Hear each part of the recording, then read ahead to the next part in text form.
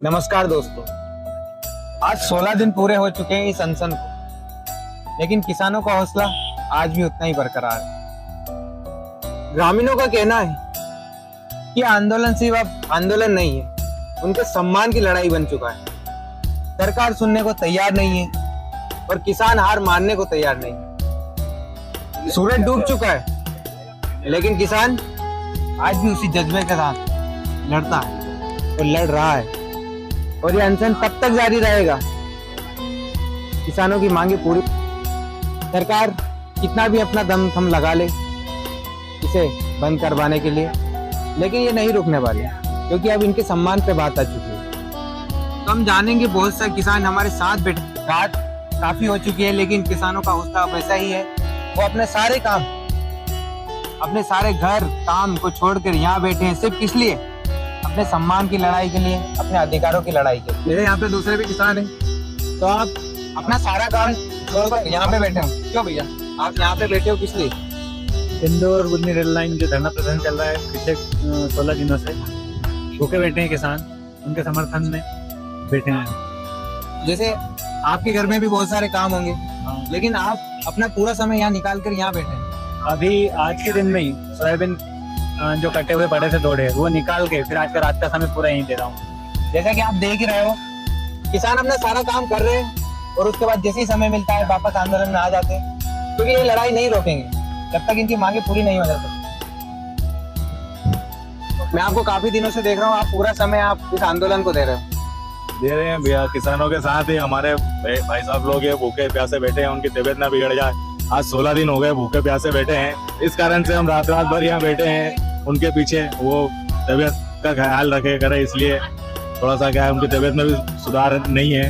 ना तो यहाँ का कुछ प्रशासन हरियाणा, कोई विधायक ना सांसद, कुछ भी कोई भी नहीं आ रहा है खबर लेने के लिए। तो जैसे बहुत सारे लोग बोल रहे हैं कि ये अनशन ऐसा ही चलता रहेगा, सरकार नहीं सुनेगी, तो आप कब तक अनशन करेंगे? जब तक हमारी जीत नहीं होगी तब तक हम यहाँ अनशन करेंगे और बढ़ेंगे, तादाद में बढ़ेंगे। अभी 3 लोग हैं और ज्यादा बढ़ेंगे यहाँ पे। ऐसा नहीं है, हम ये अनशन को टूटने नहीं देंगे जब तक हमको न्याय नहीं मिलेगा। तो जैसा कि आप देख सकते हैं, यहाँ पे किसानों का हौसला आज भी नहीं टूटा है। 16 दिन से हमारे किसान भाई बिना अन्न के बैठे हुए हैं, सिर्फ जल पे निर्भर हैं। बाकी साथी लोग उनका सहयोग कर रहे हैं और उनका मनोबल बढ़ा रहे हैं, क्योंकि किसान कभी भी हार नहीं मानते। हम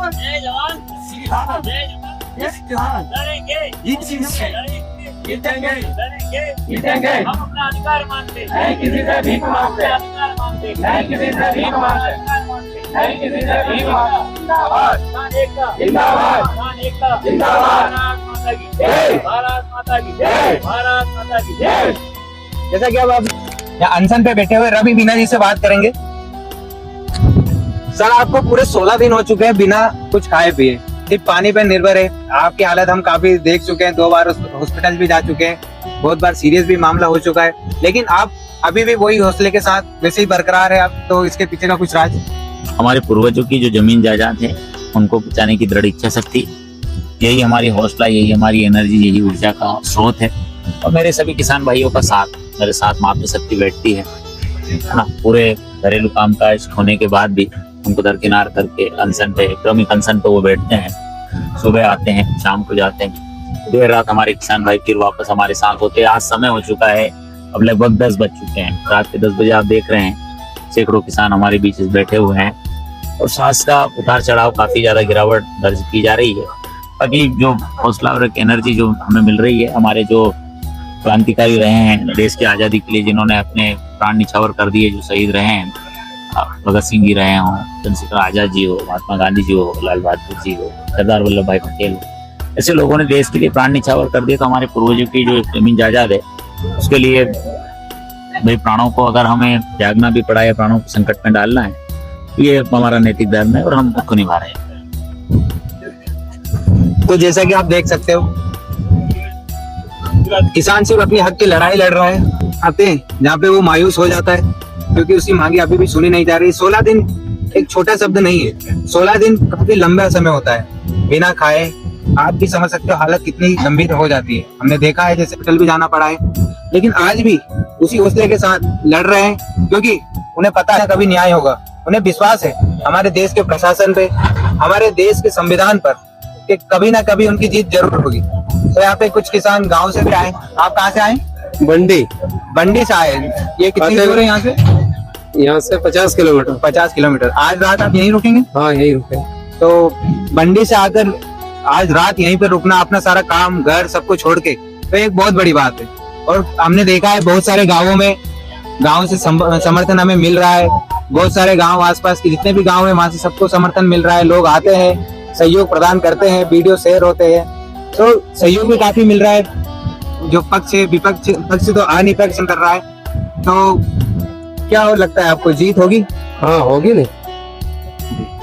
तो आप कहाँ से आए? मंडी से देखिए हम मंडी से 2 किसान आए। तो क्या लगता है आपको, जीत होगी? बिल्कुल होगी, क्योंकि मेहनत कर रहे 16 दिन से भूखे बैठे। आपको लगता है जीत होगी? बिल्कुल सुनिश्चित है ना जी। किसान जब 16 दिन से अनशन पे बैठा है तो कहीं ना कहीं उसको भी आज उम्मीद है कि लड़ेंगे तो जीतेंगे। आपको लगता है जीत होगी? जीत होगी, और जब तक जीत नहीं होगी तब तक हम अड़े रहेंगे, क्योंकि किसान अपनी मेहनत से जो जमीन सींच कर जो पैदा करता है और सभी लोगों का पेट भरता है, तो दूसरे लोगों का पेट भरने के लिए जो मेहनत करता है तो खुद की जमीन के लिए इतनी मेहनत तो कर ही सकता है। अगर सरकार अपनी जमीन, खुद की जमीन अगर छीन के ले जा लेगी तो फिर किसान होने का मतलब ही क्या रहेगा। जय जवान जय किसान। तो बहुत ही शानदार बात कही है हमारे साथी ने। तो आप देख सकते हो किसानों का हौसला वैसे ही बरकरार है, वो हार मानने से तैयार नहीं है। मायूसी के बीच खुशियों के पल भी आते रहते हैं और ये ऐसे ही अड़े रहेंगे। तो अगर सरकार सोचती है कि इनकी मांगों को अनदेखा किया जाए या कुछ समय बाद इनका अनशन वैसे ही टूट जाएगा, तो ऐसा नहीं है। ये किसान है, ये अन्नदाता है जो देश को अन्न पहुंचाता है, ये कभी हार नहीं मानेगा। जय जवान, जय जवान, धन्यवाद।